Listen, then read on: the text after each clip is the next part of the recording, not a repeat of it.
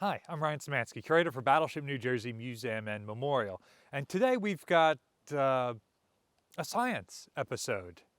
Yeah, we're going to call this science. Remember, the difference between science and messing around is whether or not you've written it down. So, one of those common questions we get asked is relating to the helmets associated with the ship and just how bulletproof they are. The short answer is they weren't designed to be bulletproof, but they can probably stop some stuff. So today we're going to test out and see just how effective they are. Now, there are probably some videos out there of like a traditional M1 helmet that you can get on surplus relatively easily, but I've never seen any about these larger phone talker helmets, which are a similar thickness of steel, and we're going to see how effective they are. I'm interested because they've got a little bit more of a curve than a traditional M1 helmet. Now, these phone talker helmets are original World War II manufacture, but completely unissued new in the box. They're not associated with any ship or any other historic period. So we feel comfortable expending these, and then the ones that we've expended, we can still use educationally to show like what happens when rounds strike helmets like this. So this helmet, really, really uncomfortable. Notice it's stenciled USN on the inside, Mark II. It's got this kind of foamy padding adhered on the inside. And notice it's got this cutout here. These helmets are specifically for the phone talkers exterior on the ship. They would have a headset on, they'd have their speaker right here, and then these helmets would go on over that. So there's still room up here for a headset.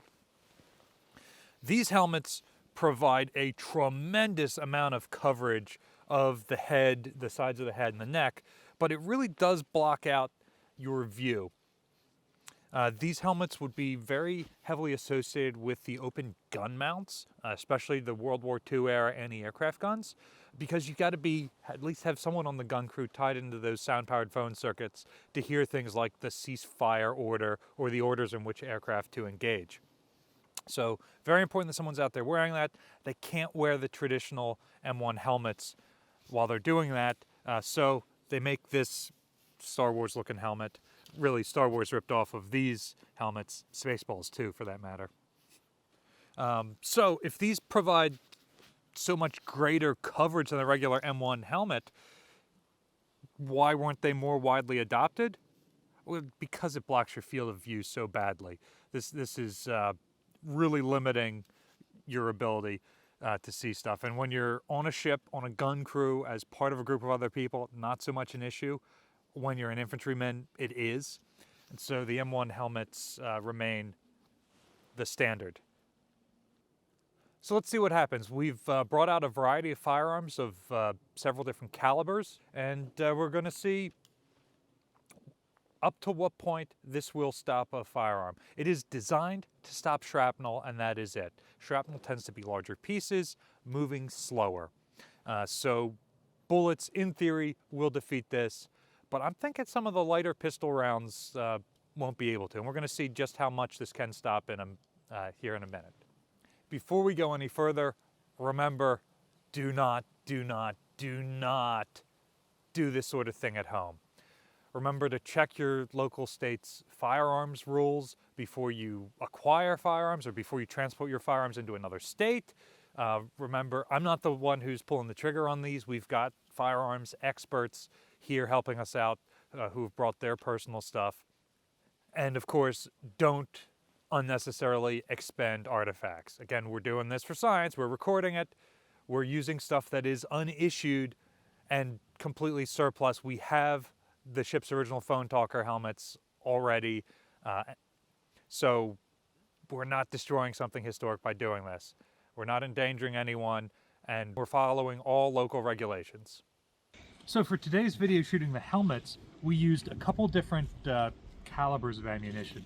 And so you can really get an idea of the rounds, the copper colored part at the top, that's the projectile. And then the brass casing is what's filled with the propellant. So you can really see how much propellant is behind each projectile and how big each projectile is. So here we've got 22 long rifle.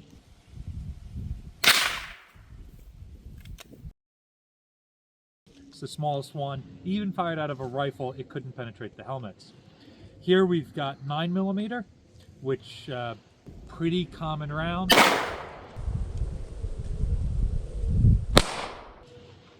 We got 40 Smith & Wesson, 45 ACP, 44 Magnum. So here you can see, even though this is 0.01 of an inch smaller diameter, it has significantly more propellant behind it, traveling at a higher velocity.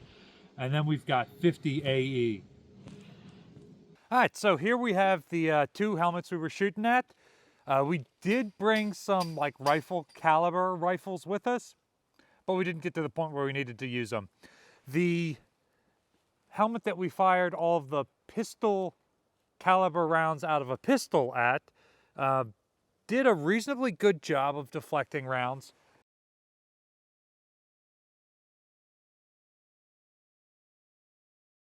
But pretty much as soon as we stepped it up to those same pistol caliber rounds fired out of rifle length barrels, we started scoring like through and through penetrations every single time. And there's a couple of lessons that this teaches that applies directly to the Battleship. So while handguns and handgun armor doesn't scale up like in a straight line, like things that apply to a .45 pistol don't necessarily apply to a 4.5-inch gun or a 45-inch gun, things like that. But it does still have some lessons that are applicable and carry over. So first, 22 caliber doesn't do much damage. And what do I mean by caliber here? Because handgun caliber versus battleship gun caliber are two very different things. So 22 caliber round means that it is 0.22 inches in diameter. Battleship caliber guns, for example, New Jersey 16-inch 50 caliber, does not mean the same thing. This 22 is equivalent to the 16-inch part of the battleship gun. So this is 0.22 inches. The Battleship is 16.00 inches. The caliber part for the Battleship gun refers to the length of the barrel.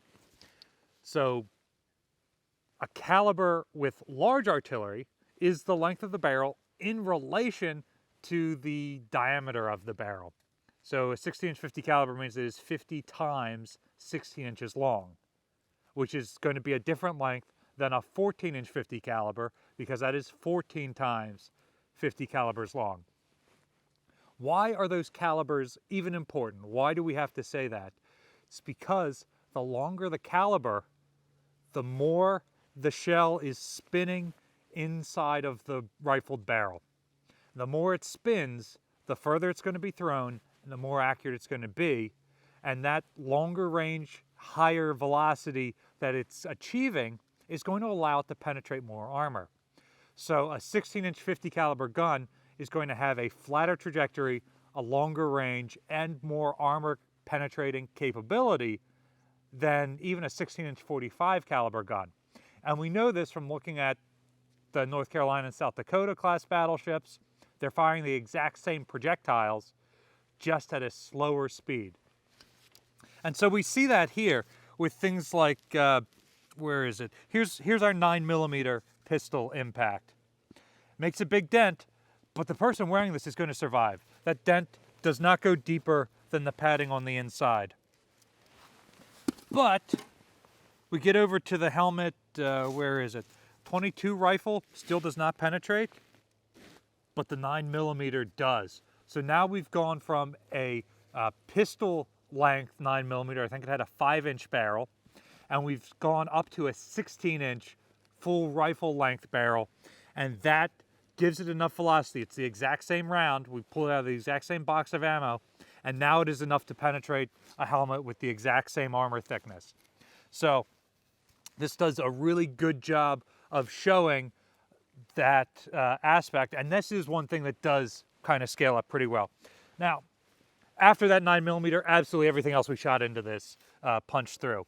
With the pistols, we were able to stop 9mm, we were able to stop 45, 22, 40 caliber, but when we went up to 44 Magnum and 50 AE out of a Desert Eagle, those larger diameter, faster moving bullets were able to defeat this. Even though they're still pistol caliber rounds being fired out of pistol length barrels, they're not significantly greater in length than the other pistol rounds we were firing, but they've got more propellant behind them and they're firing a bigger projectile. And so that also goes to show you something that does transfer over to battleship caliber guns. A 16-inch gun is going to be able to penetrate more armor than a 14-inch gun or a 12-inch gun or whatever other size. Likewise, the 44 Magnum is technically smaller than the 45 ACP that was defeated by this, but it's got more grains of powder behind it, so it's traveling faster, and that higher velocity shell was able to penetrate. So now that we've run this test with the helmets, we've got a second test coming up, so stay tuned for a future video where we're going to shoot something else. Battleship New Jersey receives operating support from the New Jersey Department of State, also from a number of other businesses and private individuals like yourselves. We really appreciate your support. There's a link in the description below if you'd like to donate to support the museum and our eclectic science experiments. You can also support us by liking, sharing, and subscribing so more people find about the channel and the museum. Thanks for watching.